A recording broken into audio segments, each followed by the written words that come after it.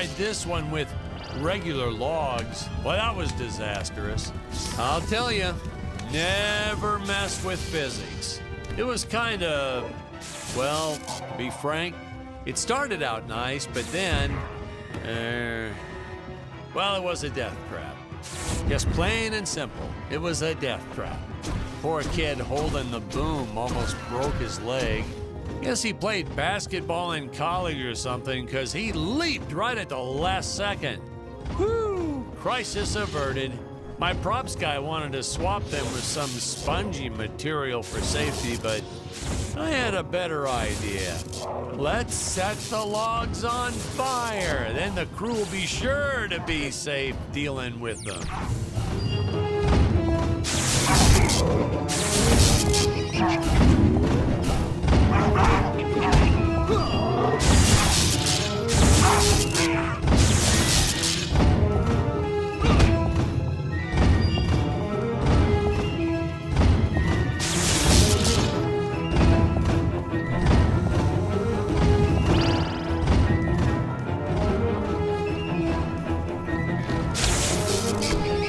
Say, you know what I was thinking? With all this jumping and climbing and jumping, wouldn't this make a great video game? Isn't that what all those video games are about? Jumping around? Well, yeah, and killing. There's jumping too, but mostly killing. What? Patrick, that's awful. What sort of example are we setting for our youth? Well, movies are pretty violent too. Your heroes have killed everything in sight. You had Dick shooting a dinosaur in the face in the first 5 minutes. Well, Patrick, that's different, you know? What we did on film, that was art. Video games aren't art.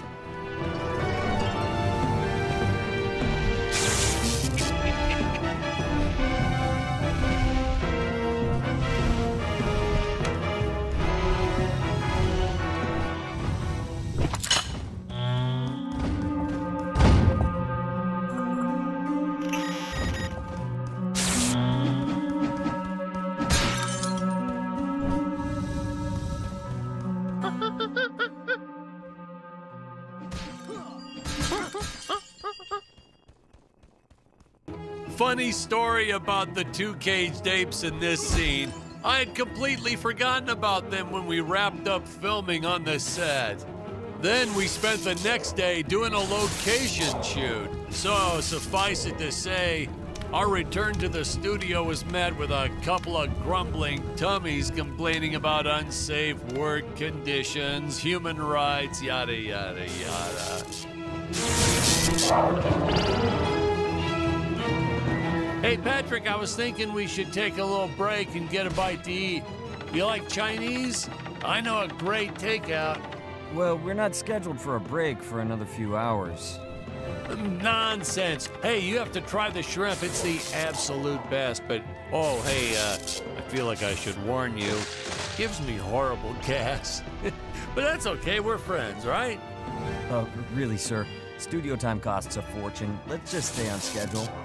Good thinking. We could grab a real dinner together and go out for a night on the town, yeah.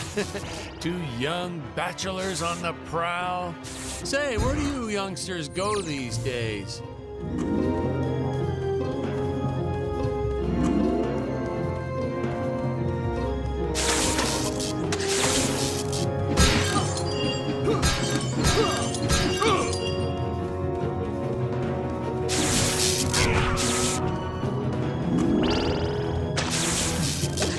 This movie may not have made the big splash in Hollywood or even made the budget back for that matter, but hey, in the end, I think it was still worth making just for those die-hard fans that really love it. I attended a lot of sci-fi and movie cons, and to this day, I still see fans showing up dressed as aliens and apes and dinosaurs.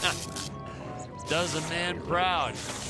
Now, granted, their costumes aren't exactly 100% faithful to the film, and it seems that no one ever remembers them by the right name. But still, knowing that we still have fans like this promoting the film decades later, It puts a tear in this old director's eye. I get all emotional.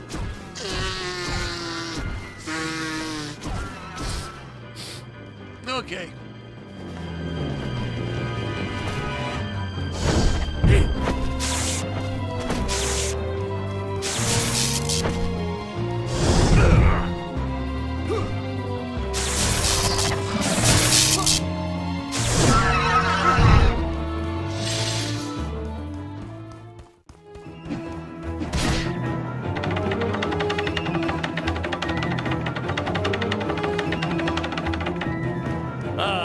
Tony and his insistence on lens flare.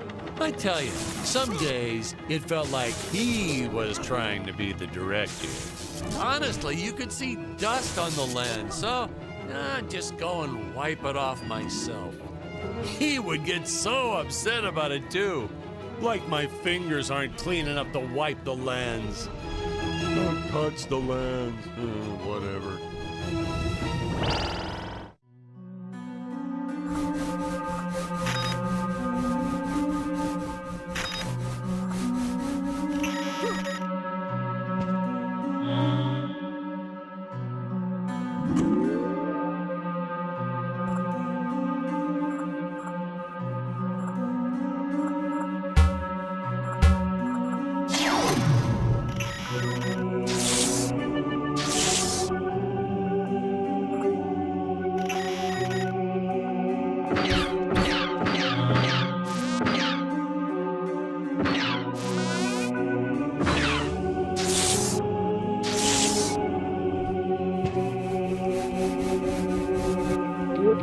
Danger! Human speed is not enough to pass through that fan. Chance of death 100%. Retrieve the time vortex device if you wish to go any further. Searching. Time vortex device detected. Device in dangerous area. Nuclear amps everywhere.